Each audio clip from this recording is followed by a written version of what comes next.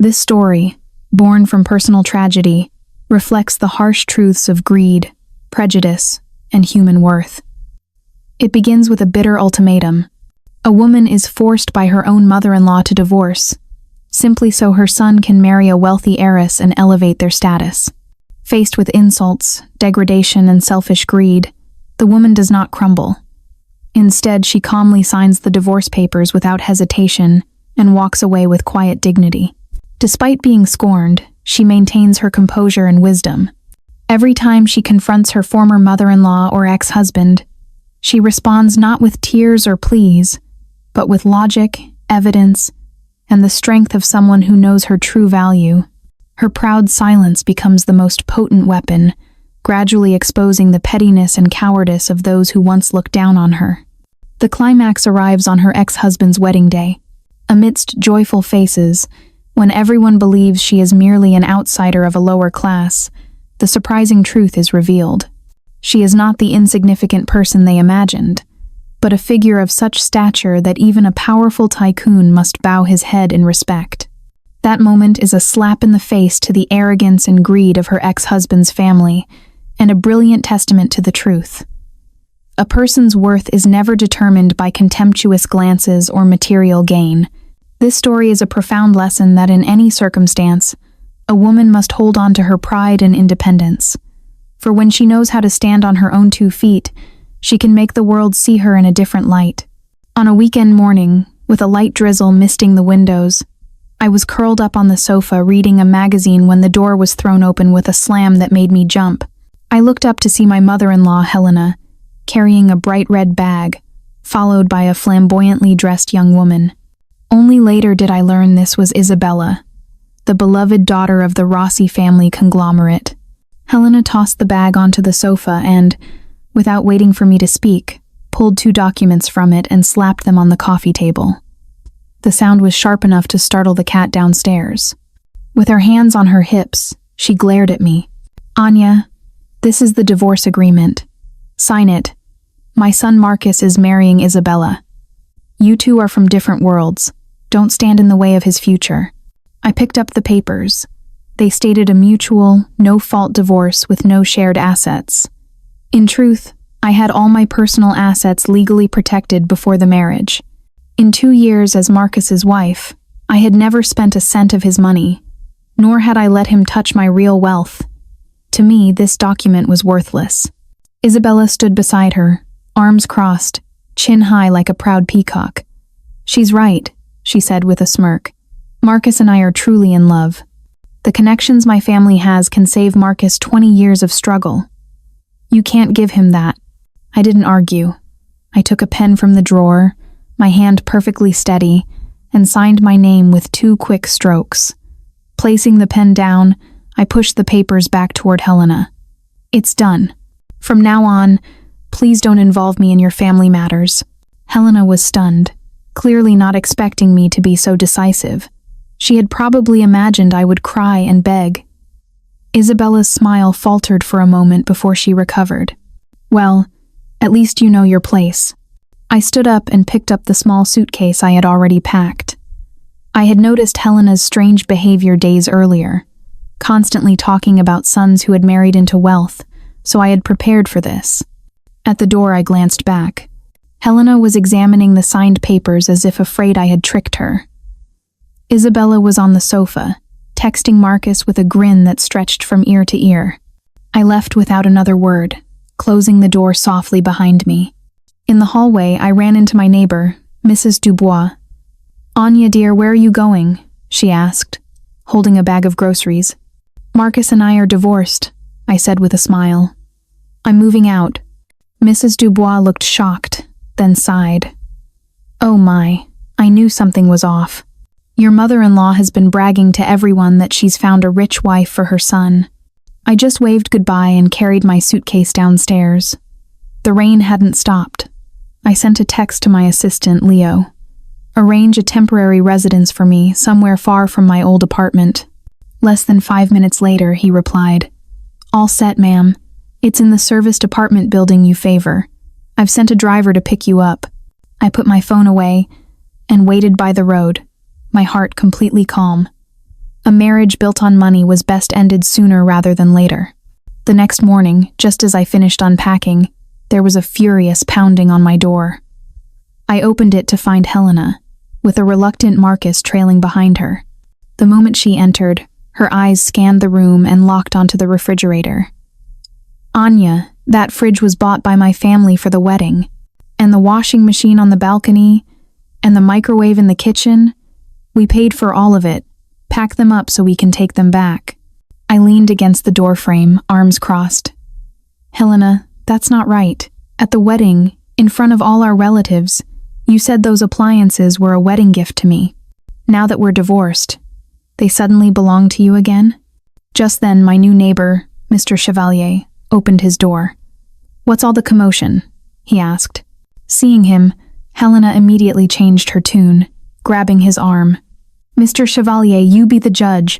My son just got divorced, and she's trying to keep the appliances my family bought." I retrieved the wedding video from a drawer and put it on. The screen lit up with the wedding reception. Helena was holding a microphone, smiling.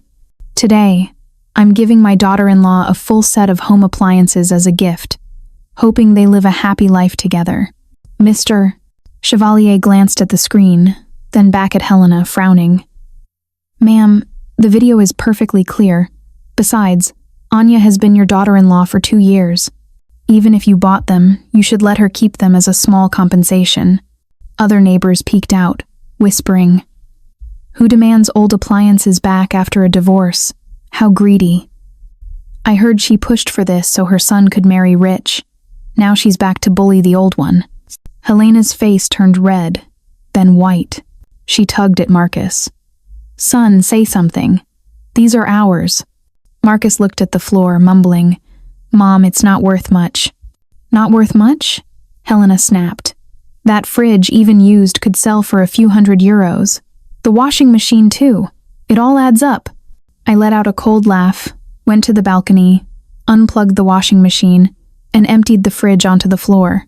"Fine. If you want them, take them yourselves. But let me remind you, these are old models. You can move them now, but please don't disturb the neighbors." Helena looked at the pile of old appliances, and then at the disdainful eyes of the neighbors. Her face grew pale. Finally, she gritted her teeth and pulled Marcus away. "Let's go." "We don't want her charity," she stormed off, not even bothering to close the door. Mr. Chevalier shut it for me with a sigh. "Don't be upset, Anya. People like that only care about money." I smiled and nodded. "Thank you, I know." Once he left, I tidied up and texted Leo. "Deal with the old appliances. I don't want them cluttering the place." He replied instantly. "Yes, ma'am. I'll send someone over." I sat on the sofa, sipping warm water, feeling a sense of satisfaction. With greedy people, you cannot show weakness. 5 days after the divorce, I was at my small, unassuming company, pretending to sort through files. It was all a charade. The real documents were encrypted on my personal phone. My phone rang my ex-husband. I stared at the screen for a few seconds before answering. "Are you free?" he asked, his voice artificially gentle. "I'd like to talk. Let's meet at our old cafe." I laughed to myself, guessing it was nothing good, but I figured it was better to settle things once and for all. "Fine. I'll be there in 20 minutes. I arrived at the cafe to find him already seated by the window. He was well-dressed, clearly trying to appear sincere. I sat down without a word. He began, avoiding my eyes. "How have you been? I know the divorce was my fault. My mother forced me. She said if I didn't marry Isabella, she'd disown me." I sipped my water silent, waiting to see how long he could keep up the act. He leaned forward, his voice softer. "The truth is, I still have feelings for you. Marrying Isabella is just a temporary strategy. You know her family is powerful. Once I secure their resources and establish myself, then what?" I finally spoke, my voice devoid of emotion. "You'll divorce her and come back to me?" His eyes lit up. "Exactly. How did you know?" "Anya, just wait for me. A year at most." "I don't need to wait," I interrupted, pulling out my phone, not my personal one, but a regular smartphone I used for my role. I played a recording I had prepared. It was a conversation between him and his mother I'd recorded the day before the divorce. Helena's voice was clear. "Son, you have to be quick. The Rossi family is so rich. Once you marry her, our family will be set." Then came Marcus's excited voice. "I know, Mom.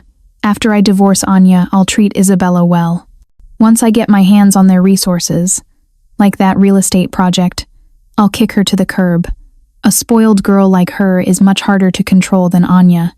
I stopped the recording. The cafe was quiet, and the couple at the next table stared. Marcus's face flushed a deep red. How did you get that? Were you recording me?" He stammered, reaching for the phone. I pulled it away. "Yes, I was. If I hadn't, I might have actually fallen for your pathetic act. Marcus, do you think I'm a child you can so easily deceive?" "No, Anya, let me explain. My mother told me to say that." He scrambled to his feet, knocking over his chair. I stood up as well. "Don't bother explaining. I'm not interested. You, your mother, and your precious Isabella can live your wealthy lives. Just don't bother me again." He tried to grab my arm, but I shook him off. "If you touch me again, I'll call the police." His hand froze in midair. I turned and walked out of the cafe without a second glance. Outside, I texted Leo. "It's done. Block his number." He replied immediately. "Consider it done, ma'am." I wasn't angry. I was relieved. Any lingering illusions were now completely shattered. This play was only just beginning. Helena, Marcus, Isabella, I would make them pay back every debt they owed me. I was at home sorting through old books when a shrill voice erupted from downstairs. "Anya, get out here!" I looked out the window. It was my ex-sister-in-law, Clara. She wore a gaudy pink coat and was yelling up at my apartment. "You jinx! If it weren't for you, my brother would already be engaged to the tycoon's daughter. Now he has to deal with your nonsense, missing his chance to make it big." I ignored her, but then I heard a crash. She had kicked over 2 potted succulents I'd placed by the door, shattering the pots. I calmly took out my phone and started recording. Evidence was more useful than arguing. Clara stormed upstairs and began pounding on my door. "Open up. What's the point of hiding? If you're brave enough to get divorced, why aren't you brave enough to face me?" Mrs. Dubois from next door opened her door. "Young lady, what are you doing? This is a quiet building." "This is none of your business," Clara snapped back. "It's between me and my former sister-in-law." Mrs. Dubois' face hardened. "How rude. You can't just come here and destroy property. I could call the police." "Go ahead," Clara scoffed. "If she dares, I'll tell everyone she's bullying our family." Hearing that, I dialed the police. "Hello," I said calmly. "I'd like to report someone verbally harassing me and intentionally destroying my property at my doorstep." I gave them the address. Clara stopped pounding for a moment, having clearly heard me, then started again, though less forcefully. About 10 minutes later, a police car arrived. I saw Clara try to hide in the stairwell, but Mrs. Dubois pointed her out to the officer. "Officer, it was her!" She was shouting and breaking things. The police asked for her ID. She fumbled before producing a worn-out card. "Did you break these?" the officer asked, gesturing to the shattered pots. I knocked them over by accident," she stammered. "An accident?" I opened the door and showed the officer my phone.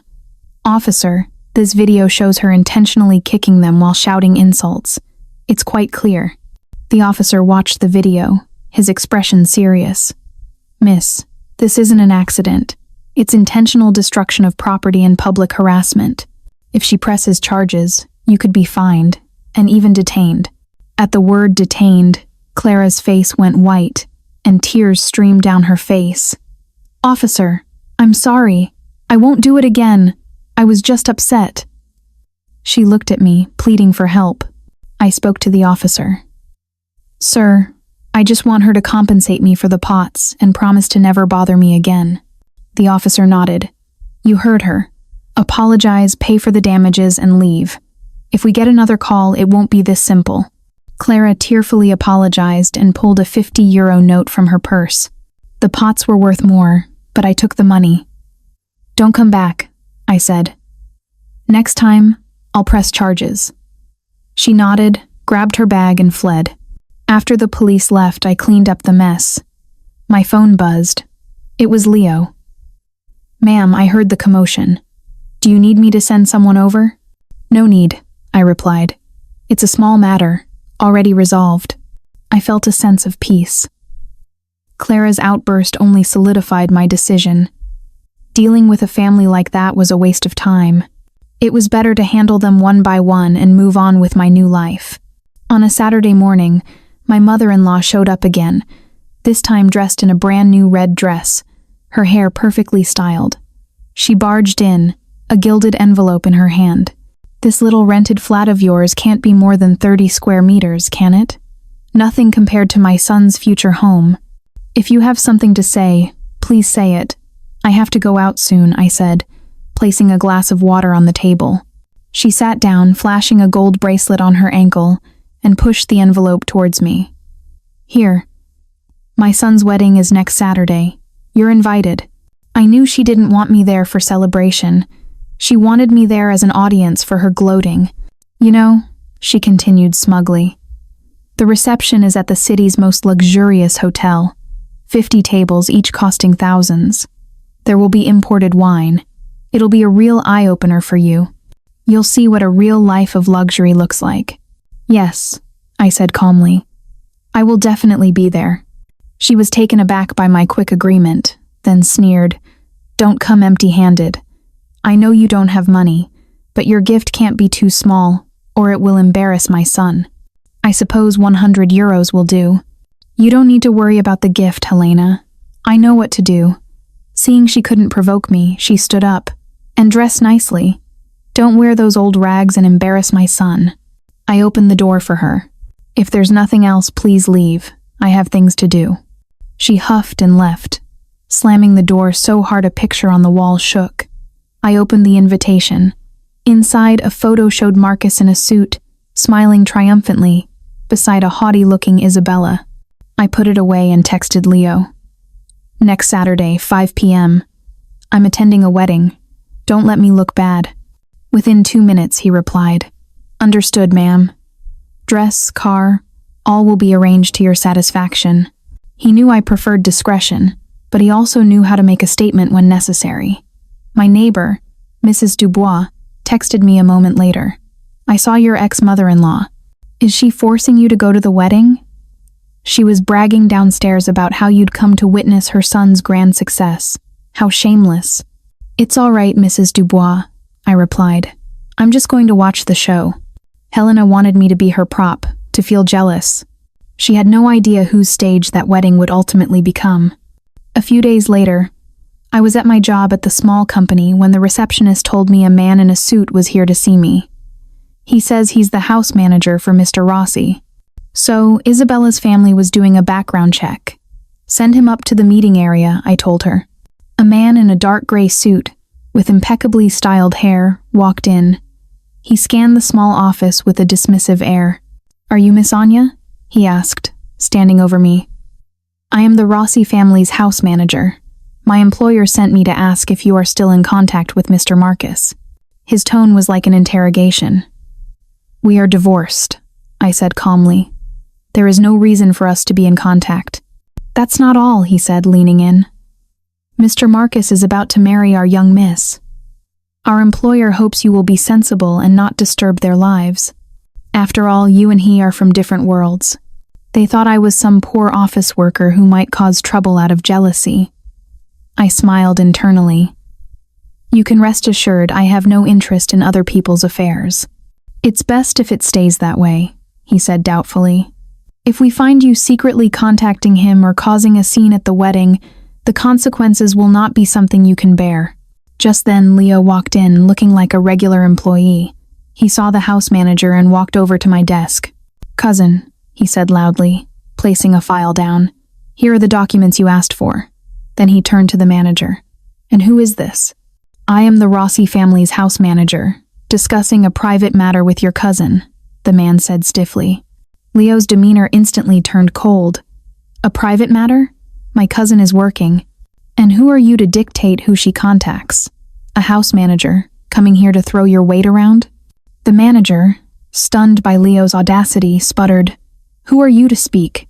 "I'm her cousin," Leo said, stepping in front of me. "My cousin is kind and won't argue with you, but I'm different. You mentioned consequences? I'd like to know what consequences the Rossi family can create. Bankrupt this company? Get my cousin fired? If you have that power, please, go ahead and try." The office had gone silent. Everyone was watching. The house manager, utterly humiliated, backtracked. "I was just following orders." "Following orders?" Leo sneered, pulling out the divorce papers. "This document clearly states they have no more ties. Your coming here to threaten her suggests you think we are easy to bully. If you really anger us, we will speak directly to Mr. Rossi about how he manages his staff." The threat of involving Mr. Rossi made the manager panic. I was just speaking casually. No threat intended.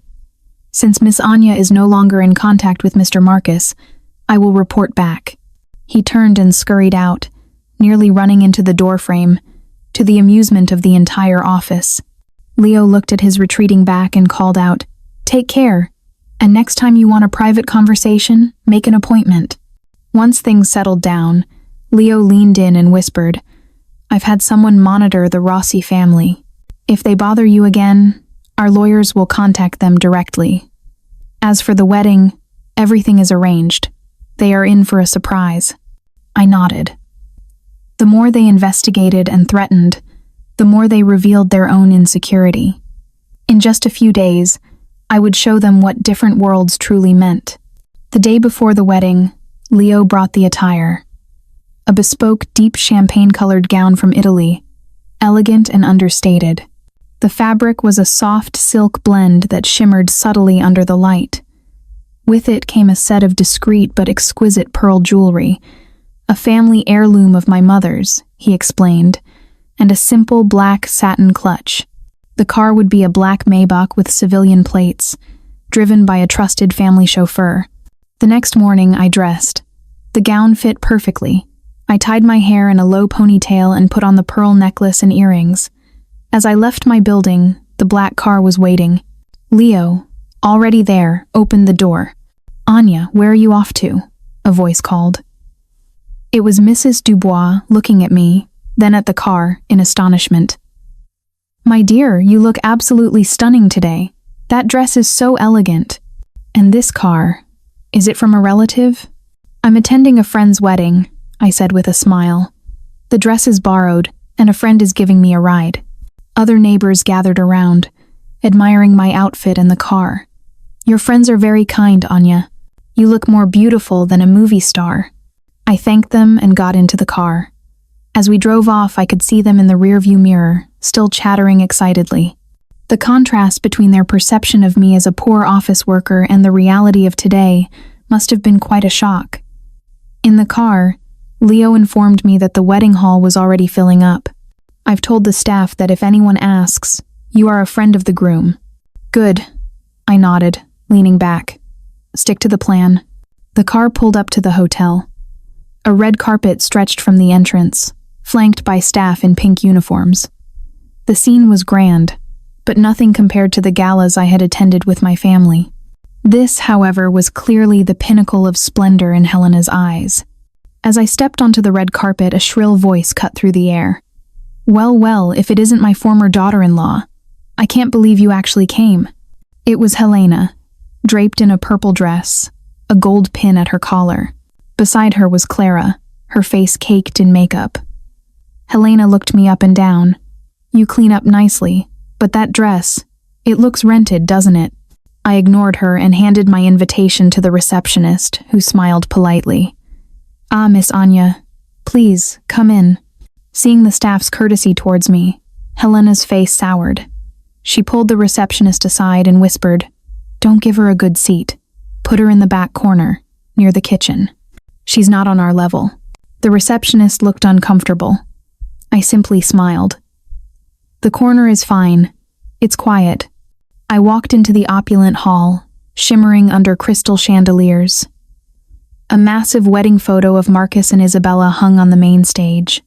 The first few tables were filled with well-dressed guests exchanging business cards. I walked to the designated table in the back, near the kitchen, where only 2 other people were sitting. Leo found a seat nearby, keeping a watchful eye on me. A server brought a menu, but Helena snatched it away. Don't bring her the expensive dishes. No lobster or abalone. She's used to simple food. Anything too rich will upset her stomach. Just give her a plate of sautéed vegetables and a bowl of rice. The server looked at me for confirmation. I calmly poured myself a cup of tea.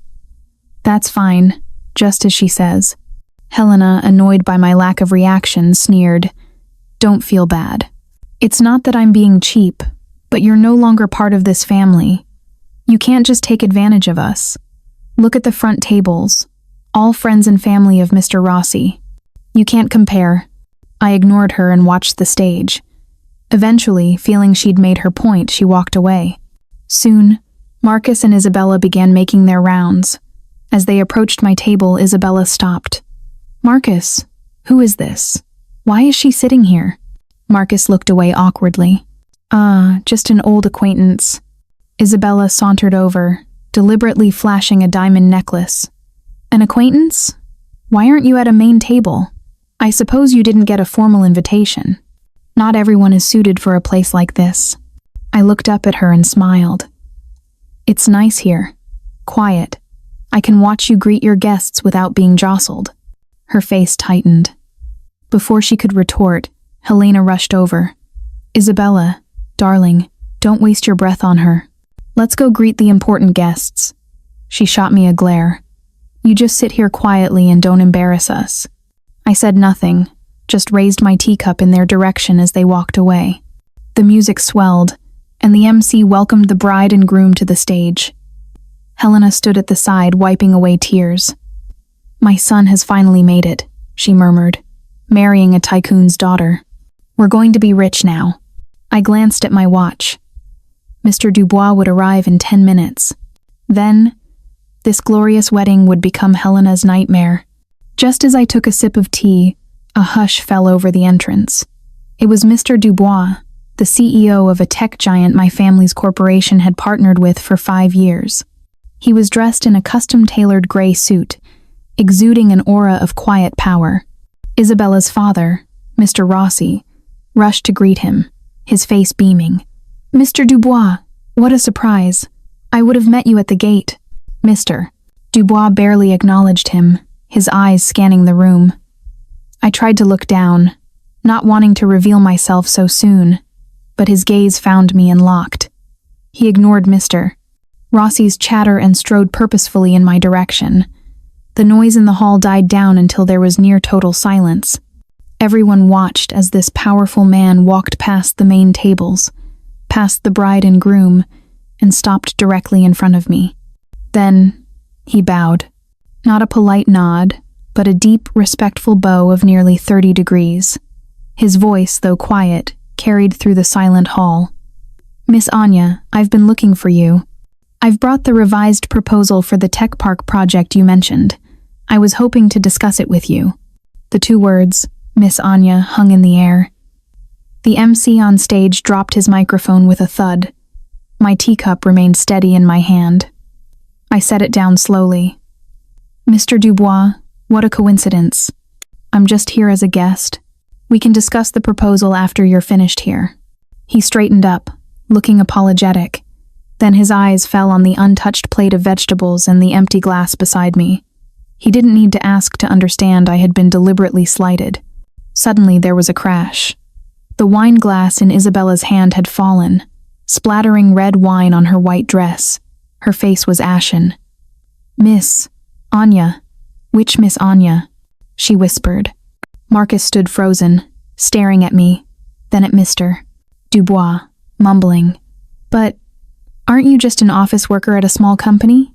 Mr. Rossi hurried over, his smile gone. Mr. Dubois. You called her. Miss Anya? Ignoring him, Mr. Dubois said softly to me.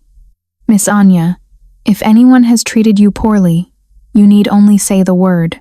He then nodded to me and walked toward the main table. But the spell was broken. The hall erupted in whispers. Miss Anya?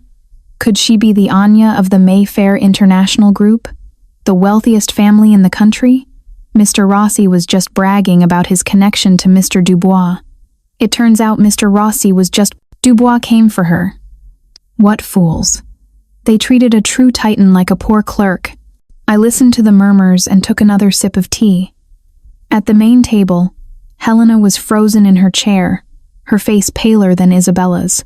She had finally realized that the woman she had forced out, whose old appliances she had demanded back, whose wedding invitation was an act of humiliation, was not some poor nobody but a figure so far beyond her reach, she couldn't even dream of it. A woman at the next table leaned over.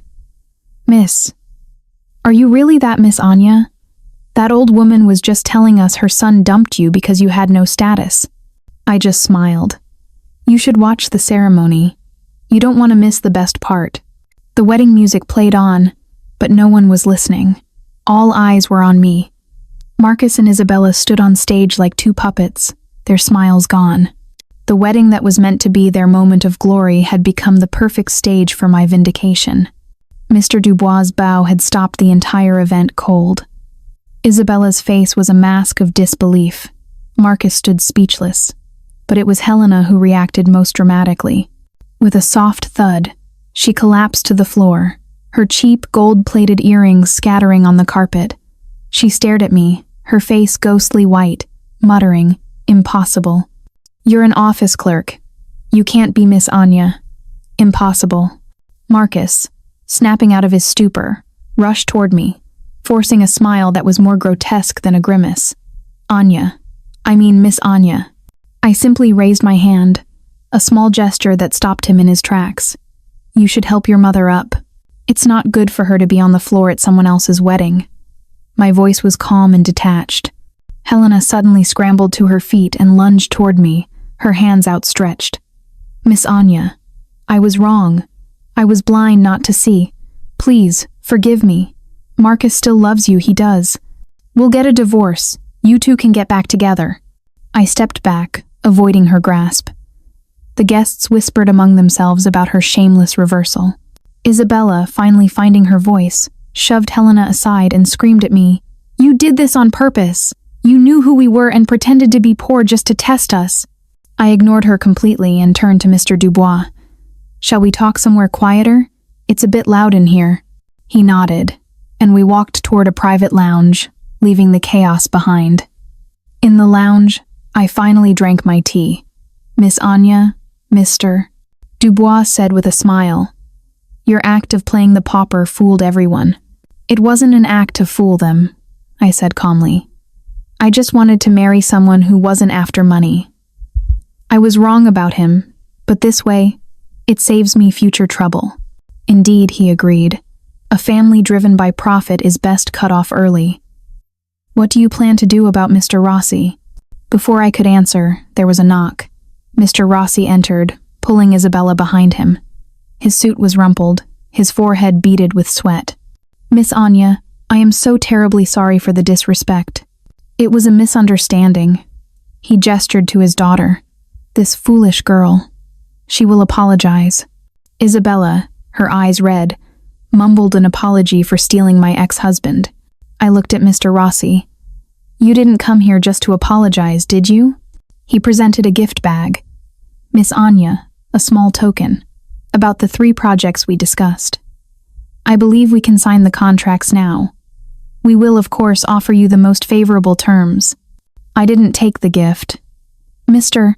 Rossi, those 3 projects have been put on hold indefinitely. Furthermore, the 2 smaller contracts your company has with our subsidiaries will be terminated next week." "What?" he shrieked. "You can't do that. We've invested millions. If the projects are halted, we'll lose over 300 million. 300 million? I raised an eyebrow. "For you, that's a significant loss. For one of my subsidiaries, it's less than a day's profit." Isabella burst into tears. "Dad, what will we do? Will we go bankrupt?" Mr. Rossi pleaded. "Miss Anya, I know I was wrong. I'll make Isabella divorce Marcus. I'll have Marcus apologize to you on his knees. Please don't stop the projects." I stood up. "Mr. Rossi, business is about integrity. So is character. When you scheme against others, you should expect a day like this. As for Marcus, we are divorced. His fate is no longer my concern. With that, I left the room, Mr. Dubois following. Behind me, Mr. Dubois. Rossi collapsed into a chair, his face a mask of despair. Isabella sobbed over the table. The wedding hall had quieted down. Helena and Marcus were gone, likely escorted out by Mr. Rossi's men. My show was over. About a month later, Leo brought me an update. The first photo showed Marcus, dressed in a faded shirt, standing outside an employment agency. After the Rossi incident, he was fired, Leo explained. He lost his cushy, do-nothing job and can't find work anywhere. He even tried to approach me, asking to be your driver. I had security remove him. The next photos were of Clara, picking through discarded vegetables in a market bin. She has no money for living expenses, Leo said. She was even caught trying to steal unsold produce once. I remembered how she used to complain that the groceries I bought were too cheap. I felt no pity.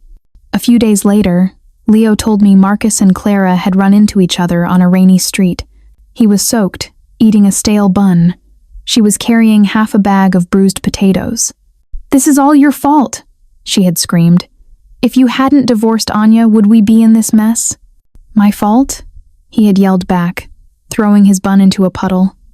Who was it that bad-mouthed Anya every day with Mom? Who was greedy for designer bags? If it weren't for your greed, none of this would have happened. She had collapsed on the pavement, crying that she had nothing to eat. He had slumped down beside her, his voice cracking. "What money can I give you? I sleep under a bridge at night. I barely make enough for myself." Onlookers had gathered, whispering about the family that tried to marry into wealth and failed. Humiliated, the two had gone their separate ways, she with her potatoes, he retrieving his soiled bun from the puddle, without another word to each other. After hearing this, I simply nodded. You don't need to report on them anymore. Their current state was merely the consequence of their own actions. With that chapter closed, I fully took over my family's company. My days were filled with board meetings, project discussions, and dinners with partners like Mr. Dubois. One day, I proposed establishing a venture capital fund for female entrepreneurs, providing them with the seed money and guidance they lacked. The project was a huge success. At the fund's launch, I shared a part of my story. I have also experienced terrible things, been looked down upon and schemed against, but I never gave up. I want to help you because I know how difficult it is for a woman to succeed. A young woman stood up, her voice trembling, and spoke of her failed clothing shop. We funded her. Not long after, her business was thriving, and she had hired 3 unemployed mothers. Seeing the light in her eyes, I felt that creating the fund was more meaningful than any profit margin. Looking back, the time with my ex-husband's family feels like a bad dream. But it taught me valuable lessons. First, when marrying, look at the family's character. Theirs was built on opportunism and greed. Second, never be ashamed of having less or arrogant about having more. True worth isn't measured in money. And third, when you are bullied, do not endure it silently. Your strength is what earns you respect. My life now is full and stable. I no longer have to pretend or cater to anyone's whims. This is the life I want. Whatever difficulties you face, don't give up. Believe that you are worthy of better things. If you are brave and resolute, you can live the life you've always wanted.